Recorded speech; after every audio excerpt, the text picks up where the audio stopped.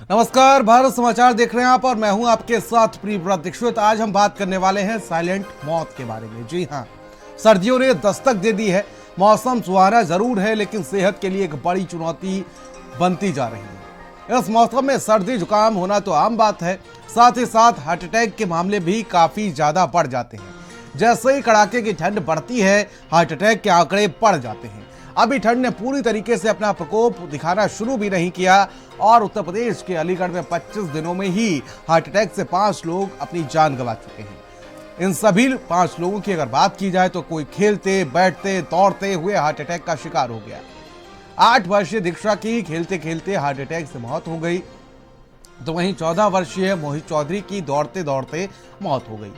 आपको बता दें कि खैर के 20 वर्षीय ममता की दौड़ लगाते समय मौत हो गई और यहां तक कि एएमयू के पूर्व कुलपति के बेटे की भी हार्ट अटैक से जान चली गई। तो इन सबको अचानक हार्ट अटैक कैसे आ गया और आखिर ठंड के पीछे इसका क्या रोल है, और इन्हीं सबको लेकर आज हम चर्चा करेंगे। एक्सपर्ट्स भी अपने साथ जोड़ेंगे जो आपके तमाम सवालों के जवाब भी देंगे, और साथ ही साथ आपके भी अगर कोई सवाल है तो आप भी हमसे पूछ सकते हैं। नंबर आपको स्क्रीन पर मिल जाएंगे। और हार्ट अटैक अगर देखा जाए तो पिछले कुछ दिनों में लगातार मामले जो हैं वो बढ़ते जा रहे हैं हार्ट अटैक के। और पिछले कुछ दिनों में अगर बात की जाए तो तापमान में जो गिरावट आई है, क्या वो इसकी वजह है, या लोग खान पान को लेकर जिस तरीके से ध्यान नहीं रखते हैं, सेहत का ध्यान नहीं रखते हैं, क्या वो वजह है?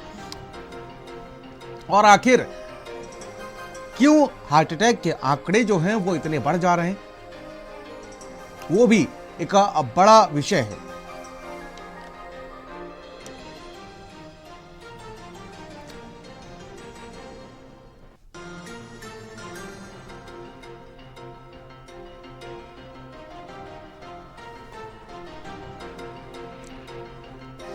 चलिए आपको समझाते हैं कि आखिर हार्ट अटैक क्यों पड़ता है और कैसे।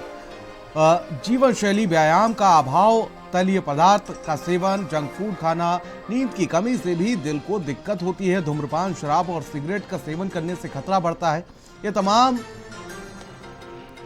चीजें जो है वो हार्ट अटैक की वजह बन सकती हैं। तो वहीं देखिए, हार्ट में ब्लॉकेज होने पर ये लक्षण दिखते हैं। सीने में दर्द होता है, सांस लेने में परेशानी होती है, ज्यादा कमजोरी और थकान भी होती है। तो कुछ लक्षण होते हैं, बेहोशी और चक्कर आना लगता है। तो वहीं दिल की धड़कन अनियमित हो जाती है।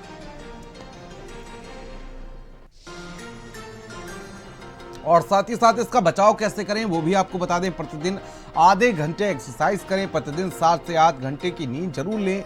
डाइट में फल, हरी सब्जियां, साबुत अनाज जरूर रखें। तैलीय पदार्थों का सेवन बिल्कुल भी ना करें।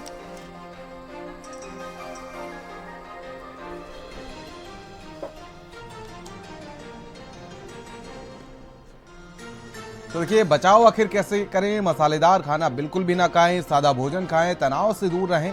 हाई ब्लड प्रेशर, डायबिटीज और हाई कोलेस्ट्रॉल की जांच समय समय पर कराते रहें।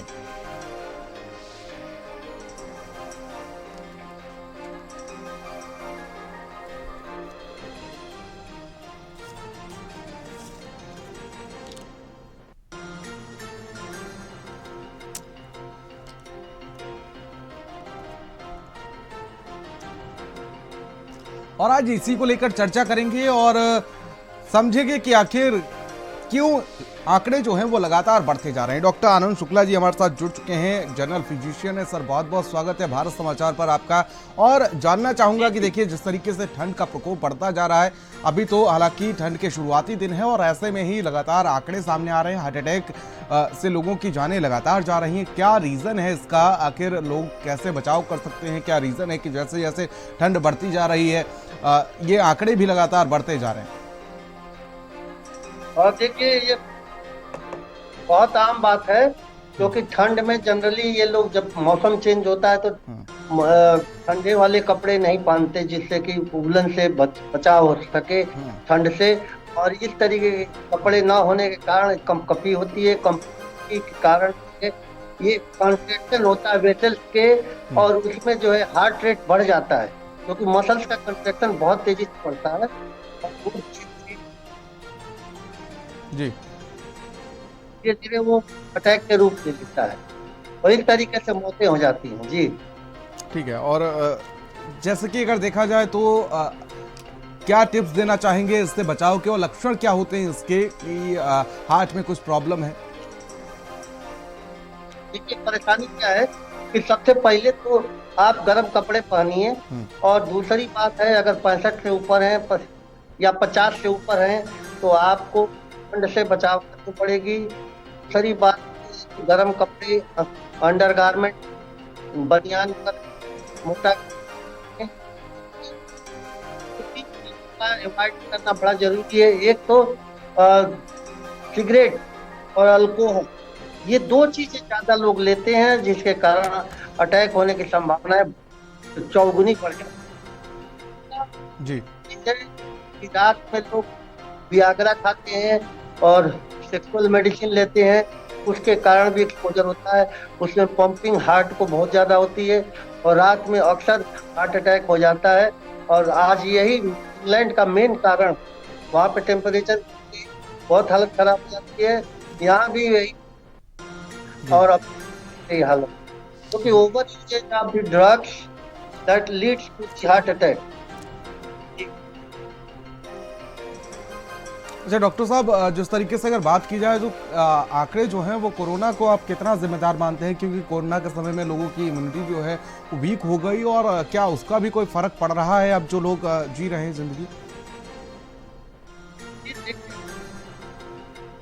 है, ये है, इसमें जिन लोगों को किया जा सकता है, वो तो एपिडेमिक था, पैंडेमिक था, इसलिए उसकी ज्यादा दिक्कतें नहीं है और संभाल भी लिया लोगों ने, इम्यूनिटी भी पैदा हो गई है लोगों में।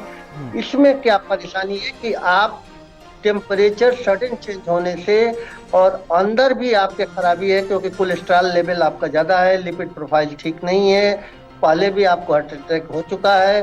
और तीसरी चीज जो है, आप सर्दियों में एक्सरसाइज करना बिल्कुल छोड़ देते हैं, तो इसलिए जो है मेटाबोलाइट्स का एक्युमुलेशन हो जाता है। कई बार जो है आपका वेसोस्पाज्म भी हो जाता है क्योंकि बहुत ज्यादा ठंड लग गई।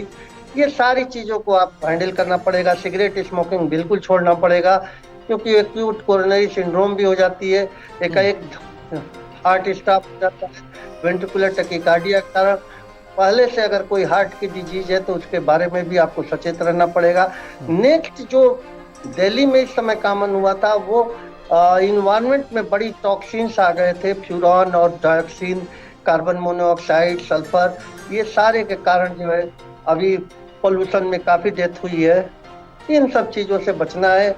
घर में आप ऑक्सीजनेशन के लिए ऑक्सीजन जनरेटर भी होता है, वो रखिए। फिर टॉक्सिन डिटॉक्सिफायर भी एयर होते हैं के लिए एक एयर जनरेटर होता है जो डिटॉक्सिफाई करता है, वो आप घरों में रखिए और इस तरीके से आप फुल में रहेंगे। अगर शाम को रात में बहुत ठंड लग रही है तो गर्म बॉटल, हॉट वाटर बॉटल लेके सोएं और ठंड से बचें। जी। और डॉक्टर साहब देखिए, अगर देखा जाए तो जंक फूड्स को आप कितना जिम्मेदार मानते हैं, क्योंकि अब लोगों का ध्यान इनकी तरफ ज़्यादा जा रहा है, और ये चटपटी चीज़ें जो खाते हैं, क्या इससे भी कोई नुकसान होता है, और इसके क्या नुकसान होते हैं जो हमारे दिल पर सीधे तौर पर पड़ते हैं, आपसे समझना चाहूँगा। बिल्कुल, बहुत ज्यादा डाइट का इम्पोर्टेंस है। ये देखा गया है कि कारपोरेट कल्चर में घरों का खाना, अपने घर का होम का खाना नहीं लोग खा रहे हैं, बाहर का खाना। बात भी सही है क्योंकि बाहर खाने पे ही, डिनर टेबल पे, लंच टेबल पे ही बहुत से निगोशिएशंस, बहुत से एग्रीमेंट भी हो जा रहे हैं। तो अब इस तरीके का थोड़ा लाइफ स्टाइल चेंज हुआ है, लेकिन समस्या ये है कि जैसे ये बारोड लाइफ स्टाइल है, चाइना का और अमेरिका का मिला जुला रूप है हम इंडिया का। तो अब इसमें करना क्या है कि एक तो खाना बहुत कम खाएं, तथा हफ्ते में 2 दिन आप इंटरमिटेंट फास्टिंग जरूर करें। इंटरमिटेंट फास्टिंग का मतलब मेन मील आप आज 10 बजे रात को लिए हैं तो दूसरे दिन आप 10 बजे दिन के बाद ही कुछ खाएं। इस तरीके से डिटॉक्सिफाई भी हो जाता है। इसमें एक्स्ट्रा फैट आपने ले लिया, क्योंकि कैलोरी जितनी भी इस समय है बट नेचुरल है, जितने भी टेस्टी फूड्स हैं वो सारे हाईली स्पाइस्ड हैं, और साथ में जो है उनमें कैलोरी बहुत है। चीज है, पनीर है, तरह तरह की चीजें हैं, तो वो रोका भी नहीं जा सकता। एक दूसरे को पुश करके खाना भी लोग खिला देते हैं, साथ में स्मोकिंग से, इन सब चीज़ों को थोड़ा सा अवॉइड करना है और इससे बहुत अच्छी लाइफ हो जाएगी। डॉक्टर साहब देखिए, आमतौर पर अगर देखा जाए तो स्मोकिंग और ड्रिंकिंग ये तो आमतौर पर आज की ज़िंदगी में आम बात हो गई है, और इससे पहले इतने आंकड़े नहीं सामने आते थे, लेकिन आज ये आंकड़े कुछ ज़्यादा ही सामने आ रहे हैं। एग्जैक्टली, कारण ये जो लंच में और ब्रेकफास्ट में या मिनी मील में जो खाना खाते हैं उसको खाना नहीं मानते, वो फिर घर पे भी आके हाई कैलोरी वाले खाना खाते हैं, दूध पीते हैं, घर मीठा चाय पीते हैं, मीठी कॉफी पीते हैं, अल्कोहल भी पीते हैं, सिगरेट भी पीते हैं, so many things, then they live a married life, उसके बाद पिल्स भी खाते हैं। डॉक्टर साहब, एक कॉलर हमारे साथ जुड़ चुके हैं, नंदकिशोर जी, उनका कुछ सवाल है, आपसे कुछ सवाल पूछना चाहते हैं। नंदकिशोर जी, आपका क्या सवाल है? डॉक्टर आनंद शुक्ला जी हमारे साथ जुड़े हुए हैं। अरे रात में नींद नहीं आती, नींद कम आती है, ये नींद कम आती है। हाँ, तो आप घर में जब भी आए थोड़ा एक्सरसाइज करें, एक्सरसाइज के कुछ नियम हैं, आप आधे घंटे 1 घंटे खाना का बीच रखिए और इसके बाद आप हल्का सा एक्सरसाइज करिए, जंप करिए, नहीं तो अगर बाहर जा सकते हैं, बाहर सर्दी है तो सर्दी के कारण जो है थोड़ा सा कवर करके आप मुश्किल से 10 मिनट की वॉकिंग कर लीजिए, बहुत बढ़िया रहेगा, बहुत गजब का रहेगा। आप चिंता न करिए, स्लीप आएगी। स्लीप थकने से, मसल्स के थकने से स्लीप बहुत अच्छी आती है। थॉट और कंफ्यूजन बहुत ज़्यादा है आजकल, बहुत तेज़ी से काम करना होता है तो थोड़ी सी परेशानी होती है। स्लीप बहुत ज़रूरी है। Rest is best and digest. अगर आराम नहीं करेंगे 6-7 घंटे तो आप काम नहीं कर सकते। मैं आपको बार बार बता रहा हूँ, थका घोड़े को दौड़ा नहीं सकते आप आराम करिए और तो अपना टेस्ट बराबर कराते रहिए। कहीं ब्लड कोलेस्ट्रॉल तो नहीं बढ़ रहा है, हाइपरटेंशन तो नहीं हो रहा है, सोडियम का पोजीशन तो नहीं बढ़ रहा है, तथा पेशाब में कोई दिक्कत तो नहीं है। ये सारी सिंपल चीजें। हाँ डॉक्टर साहब, क्योंकि आमतौर पर कॉर्पोरेट लाइफ में ये भी देखा गया है कि जिस तरीके से हम लोग शारीरिक तौर पर तो बिल्कुल नहीं थकते, लेकिन मानसिक तौर पर जो तनाव मिलता है, शायद वो वजह हो सकता है कि नींद नहीं आती। हाँ, वही है। सर मैं तो वैसे शरीर नींद आ जाएगी। अब सर मैं सुबह से 3 बजे उठ के ना घूमने भी जाता हूँ और मेहनत भी करता हूँ, मिस्त्री का काम है, फिर भी रात में जल्दी नींद खुल जाती है। ठीक है, बहुत बहुत शुक्रिया हमारे साथ जुड़ने के लिए। और डॉक्टर DK गुप्ता जी भी हमारे साथ जुड़ चुके हैं, चेयरमैन हैं फिलिक्स हॉस्पिटल के। सर बहुत बहुत स्वागत है आपका। सर मैं समझना चाहूँगा आपसे कि आखिर जैसे ठंड का प्रकोप बढ़ता जा रहा है, अभी ठंड की शुरुआत ही हुई है, और वैसे ही हार्ट अटैक के जो आंकड़े हैं वो लगातार बढ़ते जा रहे हैं। क्या रीज़न मानते हैं आप? क्या जो वेदर चेंज हो रहा है, जो क्लाइमेटिक चेंज हो रहे हैं, क्या उसको लेकर भी कुछ क्लाइमेटिक चेंज को भी आप जिम्मेदार मानते हैं, जिस तरीके से जो आंकड़े बढ़ रहे हैं? क्योंकि अलीगढ़ में अगर बात की जाए तो महज 25 दिनों में 5 लोगों की हार्ट अटैक से मौत हो गई। कोई दौड़ रहा था, कोई कुछ कर रहा था, कोई बैठा हुआ था, मौत हो जाती है। इस तरीके के आंकड़े लगातार बढ़ते जा रहे हैं, क्या रीजन मानते हैं आप? ये बिल्कुल ठीक कह रहे हैं कि जो सर्दियां हैं या विंटर्स हैं उसमें हार्ट अटैक में बढ़ जाते हैं। तो कई सारे कारण हैं, इसको 1 बाय 1 मैं बताना चाहूंगा आपको। पहला कारण क्या है कि जब ठंड होती है, ठंड में जो हमारी जो नलियां होती हैं खून की, जिनको धमनी बोलते हैं, वो सिकुड़ जाती है, मतलब वैसोकंस्ट्रिक्शन बोलते हैं, संकुचित हो जाती है, जिसकी वजह से क्या होता है, जो हार्ट की ब्लड सप्लाई होती है वो कम हो जाती है और हार्ट अटैक की संभावना बढ़ जाती है। इसके अलावा जब भी सिकुड़न होती है तो ब्लड प्रेशर भी बढ़ जाता है, उसकी वजह से भी हार्ट अटैक बढ़ सकता है। दूसरा जो कारण है, सर्दियों में नॉर्मल लोगों का भी ब्लड प्रेशर बढ़ जाता है, तो एक मेजर रिस्क फैक्टर है हाइपरटेंशन या हाई ब्लड प्रेशर, वो भी सर्दियों में ही जो देखा जाता है कि ब्लड प्रेशर की संभावना ज्यादा बढ़ जाती है। तीसरा जो है, सर्दियों में जो हम सबका ब्लड है वो थोड़ा सा थिकर हो जाता है, मतलब गाढ़ा हो जाता है, और गाढ़ा जब भी होगा उसकी वजह से क्या होगा कि थक्का पड़ने के चांसेस बढ़ जाएंगे और वो ब्लॉक करेगा आर्टरी को, और ब्लड सप्लाई जो हार्ट की वो कम हो जाएगी, उसकी वजह से भी हार्ट अटैक की संभावना बढ़ जाती है। होता क्या, बहुत बार लोग क्या करते हैं, सर्दियों में पानी कम पीते हैं, उसमें थोड़ा डिहाइड्रेशन होता है, और जो डिहाइड्रेशन हल्का सा होता है उसकी वजह से रिस्क जो है क्लॉट फॉर्मेशन का बढ़ जाता है। चौथा जो बहुत इंपॉर्टेंट बात है, हम सब देखते हैं कि सीजनल इन्फेक्शन, जैसे इसमें फ्लू के इन्फेक्शन है, वायरल इन्फेक्शन है, कॉमन कोल्ड है, कफ है, निमोनिया है, ये विंटर्स में बढ़ जाते हैं। इसकी वजह से भी जो लोग जिनको ऑलरेडी हार्ट कंप्रोमाइज है, या जो कोमॉर्बिड पेशेंट्स हैं, हार्ट फेलियर के पेशेंट्स हैं, जिनका हार्ट पहले से पंप कम कर रहा है, या जो ऐसे लोग हैं जिनको डायबिटीज है, हाइपरटेंशन है, अस्थमा है, ऐसे लोगों को जो जब भी इन्फेक्शन होता है तो हार्ट में लोड बढ़ जाता है और हार्ट अटैक की संभावना बढ़ जाती है। एक और बहुत इंपॉर्टेंट बात है कि डॉक्टर साहब, मैं रोकना चाहूंगा आपको, और वीर प्रताप सिंह कॉलर है हमारे साथ जुड़ चुके हैं चित्रकूट से। वीर जी, अपना सवाल पूछिए। डॉक्टर डीके गुप्ता जी हमारे साथ जुड़े हुए। जी, डॉक्टर साहब से हमारा सवाल है कि पहले के समय में अगर हार्ट अटैक के पेशेंट देखा जाए तो ज्यादातर वरिष्ठ लोग होते थे, लेकिन आजकल युवा, ज्यादातर बच्चे, मतलब सब उसमें सम्मिलित हो गए। इसके पीछे का कारण क्या हो सकता है? और सर्द के मौसम में, दूसरा प्रश्न सर, कि सर्द के मौसम में हार्ट अटैक के पेशेंट, हार्ट अटैक के केस ज्यादा आते हैं, इसके पीछे क्या कि मौसम का भी बदलाव है?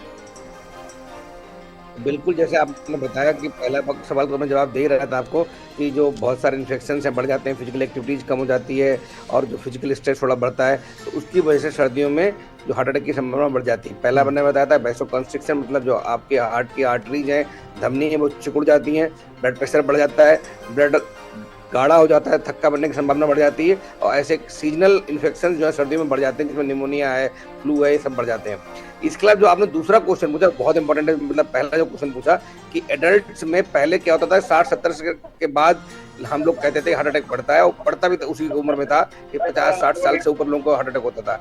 अब वो उम्र 35 साल, 40 साल, 25 साल के लोगों को हार्ट अटैक हो रहे हैं। तो कहीं ना कहीं इसके बहुत सारे मल्टीपल फैक्टर्स हैं। पहला बहुत बड़ा फैक्टर है कि हाइपरटेंशन बढ़ना। इस समय हमारे देश का हर चौथा तीसरा व्यक्ति हार्ट, मतलब उसका जो है ब्लड प्रेशर बढ़ा हुआ है। हाइपरटेंशन एक बहुत बड़ा रिस्क फैक्टर है। दूसरा मेंटल स्ट्रेस, जिसकी वजह से हाइपरटेंशन भी बढ़ता है और हार्ट पे भी स्ट्रेस बढ़ता है। तीसरा डायबिटीज, इसमें जो हमारे 15 करोड़ की जो पॉपुलेशन है वो डायबिटीज का शिकार है हमारे देश में, और डायबिटीज एक बहुत बड़ा रिस्क फैक्टर है उसका हार्ट अटैक के लिए। चौथा जो है ओबेसिटी है, मोटापा। हम सब जानते हैं इस समय हम लोग मोटापे की एक जो कैपिटल है वो बनी हुई है। जी, कॉलर हमारे साथ जुड़ चुके हैं, सुनीता चौधरी जी नोएडा से हमारे साथ जुड़ चुकी हैं। सुनीता जी, अपना सवाल पूछिए। डॉक्टर आनंद शुक्ला जी हमारे साथ जुड़े हुए हैं, क्या सवाल है आपका? सर, मेरी उम्र 53 होने वाली है मार्च में। हेलो। जी जी मैडम, सवाल पूछिए अपना। मेरी उम्र 53 होने वाली है मार्च में, और वैसे तो हमारे मेडिकल चेकअप होता रहता है तो, और जो है मेरे ऑपरेशन में कहीं किडनी भी एक है मेरे। ऑपरेशन करा। हेलो। जी जी, सवाल पूछिए अपना। हाँ, तो सुबह के टाइम जैसे सर्दियों में भी ऐसा पसीना सा क्यों आता है?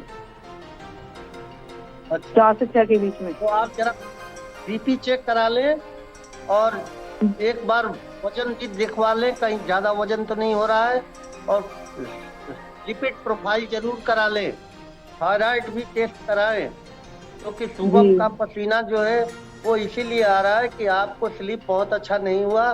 दूसरी चीज जो है, हार्ट में या थायराइड में कोई ट्रबल तो नहीं हो रहा है, सीने में दर्द तो नहीं होता आपको? नहीं सर, पिछले साल थोड़ा दिक्कत हुई थी, फैमिली प्रॉब्लम, तो उसमें हल्का दर्द होता था, तो उसमें ये जो है 87% काम कर रहा है, यशोदा में कराया था ये इसको। तो एक बार आप नेग्लेक्ट ना करें, एक बार डॉक्टर को, क्वालिफाइड डॉक्टर को, एमबीबीएस डॉक्टर को जरूर दिखा ले, हार्ट ईसीजी करा ले, और साथ में लिपिड प्रोफाइल दिखा ले, ब्लड प्रेशर भी टेस्ट करा ले, बहुत ही बढ़िया रहेगा। और फिर कोई अगर दिक्कत होगी तो आप लोग हमसे करें। डॉक्टर डीके गुप्ता जी कुछ सलाह देना चाहेंगे? सुनीता चौधरी जी हमारे साथ जुड़ी हुई है नोएडा से। मैं करूंगा इस समय कि इस समय कम उम्र में युवा लोगों को भी हार्ट अटैक हो रहे हैं। कोविड के बाद तो एक नंबर्स काफी बढ़ गया है, हम सब जान रहे हैं। तो कहीं ना कहीं हमें अपने हार्ट हेल्थ की चेक करने की जरूरत है। उसका तरीका ये है कि आप एक बार एटलीस्ट अपना बेसिक टेस्ट जरूर करा लें, जिसमें सीबीसी है, लिपिड प्रोफाइल है, किडनी टेस्ट है, लिवर फंक्शन टेस्ट है, HbA1c, ब्लड शुगर है, ECG है, इको, और इको भी स्ट्रेस इको या TMT के साथ में इको कराना, सो दैट एक्चुअली आपका पता लग जाए हार्ट कितना पंप कर रहा है, कितना काम कर रहा है।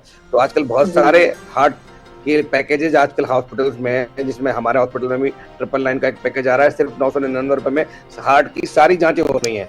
तो कहीं ना कहीं आसपास जो भी आपका अस्पताल हो, वहां जाके अपना एक और कॉल हमारे साथ राज जुड़ चुके हैं बलरामपुर से। राज, अपना सवाल पूछिए। डॉक्टर डीके गुप्ता हमारे साथ जुड़े हुए हैं, चेयरमैन है फिलिक्स हॉस्पिटल के। राज अपना सवाल पूछिए। चलिए शायद संपर्क नहीं हो पा रहा। डॉक्टर साहब, कोरोना के बाद से ये मामले जो हैं वो लगातार बढ़ते जा रहे हैं, क्योंकि हम सभी ने देखा कि कोरोना में किस तरीके से लाखों लोगों ने अपनी जान गंवा दी, इम्यूनिटी वीक हो गई और शायद उस इम्यूनिटी को रिकवर नहीं कर पाए, और ये एक बड़ी वजह रही है कि जिस तरीके से हार्ट अटैक के जो आंकड़े हैं वो लगातार बढ़ते जा रहे हैं। क्या इसको मानते हैं आप जिम्मेदार? बिल्कुल सही कह रहे हैं। जैसे हमने माना है कि जो एक कोविड बीमारी थी, सबने माना था कि वो एक रेस्पिरेटरी प्रॉब्लम मतलब लंग्स की बीमारी है। फेफड़े इन्फेक्शन हो रहा था, निमोनिया हो रहा था, ARDS हो रहा था, मल्टी ऑर्गन डिस्फंक्शंस हो रहे थे। बट कहीं ना कहीं जो कोरोना का वायरस था हमारी पूरी बॉडी को अफेक्ट कर रहा था, हर अंग में कहीं ना कहीं इन्फेक्शन कर रहा था। और जब ब्लड में वायरीमिया होता है, जब ब्लड में वायरस रेप्लिकेट होता है, पूरी बॉडी में फैलता है, तो वो हर अंग में जाके इन्फेक्शन कहता है। ऐसे ही जब वो हार्ट में पहुंचता तो हार्ट में मायोकार्डाइटिस करना, हार्ट के अंदर जो पेरिकार्डाइटिस करना, या इसके हार्ट के अंदर जो जो एबी नॉड होता है, जहाँ से ऐसे नॉड होता है जहाँ से बहुत सी इम्पल्सेस निकलती हैं हार्ट बीट की, उनको डिस्टर्ब करना। तो कहीं ना कहीं या इसने हार्ट को भी इन्फेक्ट करा है, अफेक्ट करा है, उसकी वजह से बहुत सारे लोगों के हार्ट कमजोर हो सकते हैं। या डॉक्टर साहब, राज हमारे साथ जुड़ चुके हैं बलरामपुर से, हमारे कॉलर। राज, क्या परेशानी है आपको? डॉक्टर DK गुप्ता हमारे साथ जुड़े हुए हैं। कुछ मैं नहीं बोल रहा सर। राज, अपना सवाल पूछिए डॉक्टर साहब से। बाल बढ़ रहा है, बाल। चलिए शायद संपर्क नहीं हो पा रहा है राज से। जी डॉक्टर साहब, अपनी बात रखिए। तो मैंने कहा ना कि हार्ट पे जो कोविड हुआ था तो उसमें हार्ट भी इन्फेक्ट हुआ है, हार्ट भी अफेक्ट हुआ है सबका। और कहीं ना कहीं उसकी वजह से कार्डियोमायोपैथी मतलब हार्ट डायलेट हो जाना, मायोकार्डाइटिस होना जिससे हार्ट की मसल्स वीक हो जाना, जो एसए नॉट जहाँ से हार्ट की इम्पल्सेस जनरेट होती है उनको इफेक्ट हो, उसकी वजह से टैकियारिथमियाज बहुत सारे होने लगे हैं, मतलब हार्ट रेट बढ़ जाना बहुत ज़्यादा, उसकी वजह से हार्ट अटैक की संभावना बढ़ गई है। जो कोमोर्बिड पेशेंट्स थे उनका हार्ट और कमजोर होने की वजह से हार्ट फेलियर में चले गए। तो कहीं ना कहीं कोविड ने सिर्फ लंग को अफेक्ट नहीं करा, हमारे हार्ट्स को, इवन और जो बहुत सारे ऑर्गन्स हैं, ब्रेन, जिसकी वजह से मेंटल हेल्थ के केसेस बहुत सारे बढ़ गए, उन सबको भी अफेक्ट किया है। ठीक है डॉक्टर आनंद शुक्ला, मैं आपसे समझना चाहूंगा कि जिस तरीके से आजकल की भाग दौड़ भरी जिंदगी में लोगों के पास समय नहीं है, खुद के शरीर के लिए भी ख्याल रखने के लिए समय नहीं है, और लोग अमूमन तौर पर या तो जिम जाते हैं, सुबह 1 आध घंटे एक्सरसाइज कर लेते हैं, लेकिन कुछ लोग उसको भी अवॉइड कर देते हैं। शायद रीज़न हो कि उनके पास समय ना हो, और ये बड़ा इफेक्ट करता है अपनी बॉडी पर। जब आप 8 से 9 घंटे ऑफिस में बिताते हैं और सीधे आप जाके खाना खा के सो जाते हैं, सुबह उठे फिर ऑफिस चले आए, ये बड़ा इफेक्ट करता है आपकी बॉडी पर। इसके क्या क्या नुकसान हो सकते हैं डॉक्टर साहब, डॉक्टर आनंद शुक्ला? बहुत ज्यादा नुकसान हो सकते हैं, क्योंकि मेलाटोनिन जो है फॉर्मेशन नहीं हो पाता, उसके कारण बायोलॉजिकल क्लॉक डिस्टर्ब हो जाता है, नींद नहीं आती कंटिन्यूअस। अगर 1 महीना इसी तरीके से रहा तो वो हैबिट में आ जाती है, और फिर इंटरनल जितनी भी होम्योस्टेसिस सिस्टम है, हार्ट का, किडनी का, लीवर का, स्लीप का, वो सब डिस्टर्ब हो जाता है। इसका बस एक ही चीज है कि आपको इसको मेंटेन करना है, इंटरनल इन्वायरमेंट माने बॉडी की इम्यूनिटी सिस्टम को, इम्यून सिस्टम को, फिजिकल सिस्टम को, मेंटल सिस्टम, इमोशनल सिस्टम। तो आपको फास्टिंग जरूर रहना पड़ेगा, हफ्ते में 2 दिन 12 से 18 घंटे की फास्टिंग, मेन मील से दूसरे मील। अगर रात में आपका कहीं मीटिंग है और आप खाना खा रहे हैं, दूसरे 4 जी, ये सारी चीजें बैलेंस कर देती है। गजब का चीज है, क्योंकि 2 से 3 दिन जो है पूरा खाना खाया हुआ हाथों में रहता है, वहां से एब्जॉर्ब होता है और बॉडी में डिस्टर्ब हो जाता है, क्योंकि ऑलरेडी बॉडी के न्यूरो हार्मोन्स और न्यूरोट्रांसमीटर डिस्टर्ब्ड है। तो ये जब फास्टिंग रखेंगे तो वो बैलेंस हो जाएगा, और अंदर का जो ये जमा हुआ पदार्थ है वो 2 दिन में डाइजेस्ट भी हो जाएगा और बाहर भी निकल जाएगा बहुत आराम से। सबसे बढ़िया उपाय ये है, क्योंकि आपके पास फिजिकल एक्सरसाइजेज नहीं है, अगर आप चाहे तो 2000 कदम कम से कम जरूर चला करें पैदल, इससे आप फिट एंड फाइट रहेंगे। और नहीं तो हफ्ते में 2 दिन आप इंटरमिटेंट फास्टिंग, पहले मील से दूसरे मेन मील में 12 से 18 घंटे का डिस्टर्बेंस रखें। विटामिन लें, एंटीऑक्सीडेंट लें, विटामिन C जरूर लें। इस तरीके से इम्यूनिटी सिस्टम बहुत अच्छा रहेगा और ठीक है डॉक्टर डीके गुप्ता, एक छोटा सा सवाल मेरा है, क्योंकि कुछ लोग ऐसे होते हैं जिनकी या तो शिफ्ट ऐसी होती है कि उनको रात में भी काम करना पड़ता है, हालांकि उनकी जब आदत हो जाती है वैसी तो उनको तो परेशानी नहीं होती है, लेकिन जब वो रात के 2 से 3 बजे तक सोते हैं तो वो उनकी आदत में हो जाता है, लेकिन शरीर शायद उनका साथ नहीं देता है, उसका क्या नुकसान होता है? सर देखिए हमारी एक सर्कैडियन रिदम होती है, आपको दिख रहा है कि नुकसान नहीं है, लेकिन लॉन्ग टर्म में नुकसान होगा ही। एक रिएक्शन लेता हूँ डॉक्टर डीके गुप्ता जी से। जी, तो हमारे बॉडी की एक सर्कैडियन रिदम होती है, अगर इसको हम फॉलो नहीं करेंगे तो उसके बहुत सारे दुष्परिणाम होते हैं, बहुत सारे हार्मोनल इम्बैलेंसेस होते हैं, उसका जो हमारी बॉडी की कोशिकाएं उन पर बुरा प्रभाव पड़ता है, चाहे मेंटल हेल्थ हो, चाहे हार्ट हेल्थ हो, चाहे किडनी, लिवर, जितने ऑर्गन्स हैं। अगर आप चाहते हो सही से रहें तो हम लोग जो हमारी जो प्रक्रिया है नॉर्मल सोने की, जागने की, उसको हमें फॉलो करना चाहिए। अगर नहीं संभवतः पॉसिबल हो रहा है तो फिर अलग बात है, मजबूरी आपका कैरियर है या आपका जो प्रोफेशन इस तरह का, तो आइडली हमें अपने सर्कैडियन रिदम को फॉलो करना चाहिए। एक बात और बोलूंगा मैं जाते जाते आपका, इस समय बिकॉज हार्ट अटैक बढ़ते हैं कोल्ड में, तो हमें क्या क्या ध्यान रखना चाहिए, बहुत इंपॉर्टेंट है। आपको अच्छे से कपड़े पहने, गर्म कपड़े पहने, जो एक्सपोजर है ठंड को उसको बचाएं, बाहर सडनली ठंड में ना जाएं, और पानी खूब सारा पिए, लिक्विड या तरल पदार्थों खूब सारा सेवन करें, बिकॉज उसकी वजह से क्लॉटिंग नहीं होगी, ब्लड थिक नहीं होगा और हार्ट अटैक की संभावना कम हो जाएगी। थोड़ा घर के अंदर इंडोर एक्टिविटी जरूर करें, बिकॉज फिजिकली हम लोग इनएक्टिव हो जाते हैं सर्दियों में, उसकी वजह से भी हार्ट अटैक की संभावना बढ़ जाती है। तो इंगेज करें, फिजिकल एक्टिविटीज करें। इसके अलावा अपने ब्लड प्रेशर, ब्लड शुगर की जांच जरूर करें, बिकॉज ब्लड प्रेशर बढ़ सकता है सर्दियों में, ब्लड शुगर बढ़ सकती है, दवाइयां मॉडिफाई करनी पड़ सकती हैं, उसकी जांच जरूर करें, अपने डॉक्टर से संपर्क जरूर करें। अगर कोई ऐसा सिम्टम्स आता है कि चेस्ट में भारीपन हो रहा है, पसीना आ रहा है, घबराहट आ रही है, दर्द लेफ्ट साइड में जा रहा है, राइट साइड में जा रहा है, दांतों की तरफ जा रहा है, कोई सा भी चेस्ट में अगर दर्द हो रहा है, कोई सा भी पेट में दर्द हो रहा है अपर एरिया में, जब तक कि प्रूव ना हो जाए कि हार्ट का दर्द नहीं है, तब तक हमें उस हार्ट का दर्द मान के ही करना चाहिए और पूरी जांच करानी चाहिए, ईसीजी, एक्सरे या अल्ट्रासाउंड, जो भी टेस्ट कराने हैं, हमें इको या ट्रॉपाई सारे कराने चाहिए। जी सर, आप दोनों लोगों का बहुत बहुत शुक्रिया, अपना कीमती समय हमें देने के लिए बहुत बहुत शुक्रिया, बहुत बहुत धन्यवाद। तो उम्मीद है कि आपको अपने सवालों का जवाब मिल चुका होगा और साथ ही साथ ये भी आपको पता चल चुका होगा कि अपने शरीर का ध्यान कैसे रखें, अपने दिल का ध्यान कैसे रखें। फिलहाल बड़ी खबरों के लिए आप बने रहिए भारत समाचार के साथ, तब तक के लिए मुझे दीजिए इजाजत, नमस्कार।